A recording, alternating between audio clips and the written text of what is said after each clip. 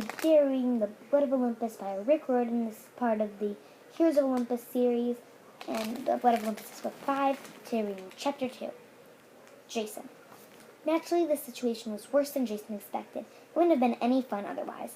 Peering through the olive bushes at the top of the rise, he saw what looked like an out-of-control zombie party. The ruins themselves weren't that impressive. A few stone walls, a weed-choked central courtyard, and a deaded stairwell chiseled into rock. Supply-wood sheets covered a pit, and a metal scaffold supported a cracked archway.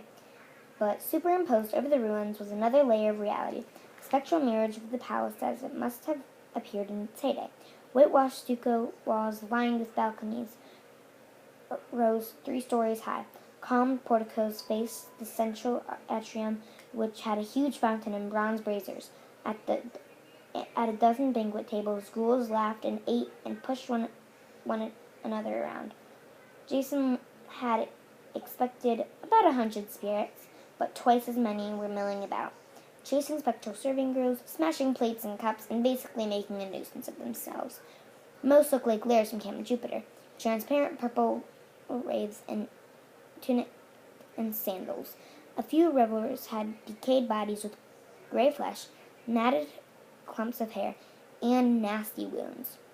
Others seemed to be regular living mortals, some in togas, some in modern business suits or army fatigues. Jason even spotted one guy with a purple Camp Jupiter t-shirt, the Roman legionary armor. In the center of the atrium, a gray-skinned ghoul in a tattered Greek tunic paraded through the crowd, holding a marble bust over his head like a sports trophy. The other ghosts cheered and clapped him in the back. As the ghoul got closer, Jason noticed that he had an arrow in his throat. The feather shaft sprouted from his Adam's apple. Even more disturbing, the bust he was holding. Was that Zeus? It was hard to tell. Most Greek statues looked similar, but the bearded, glowing faces reminded Jason very much of the hippie Zeus in Cabin 1 at Camp Half-Blood. "Our next offering," the ghoul shouted, his voice buzzing. From the arrow in his throat,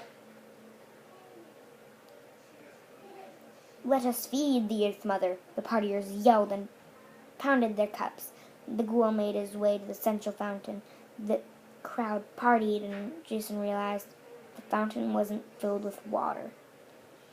From the 3-foot-tall pedestal, a geyser of sand spewed upward, arcing into an umbrella-shaped curtain of white particles before spilling into the circular basin.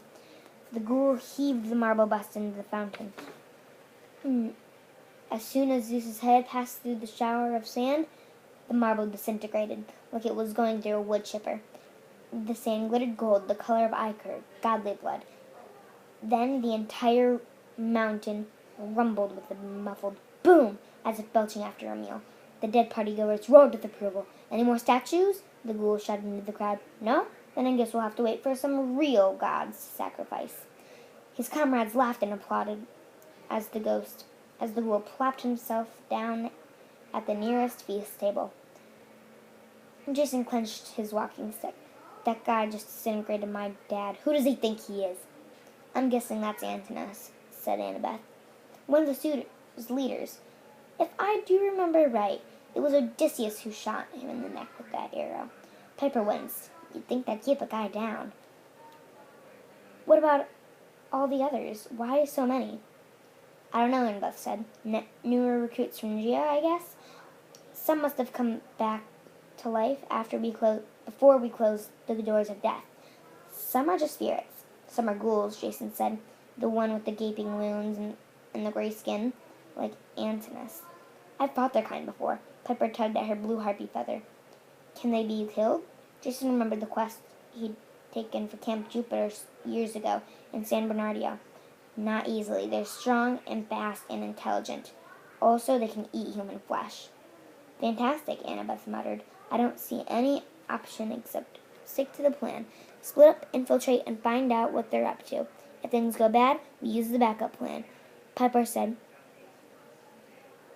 Jason hated the backup plan. Before they left the ship, Leo had given them each an emergency flare the size of a birthday candle. Supposedly, if they tossed one into the air, it would shoot upward in a streak of white phosphorus, alerting the Argo 2 that the team was in trouble. At that point, Jason and the girls would have a few seconds to take cover before the ship's catapults fired on their position, engulfing the palace with Greek fire and bursts of celestial bronze shrapnel.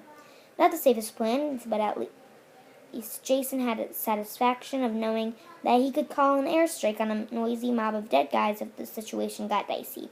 Of course, that was assuming he and his friends could get away, and assuming Leo's doomsday candles didn't go off by accident. Leo's inventions did that sometimes, in which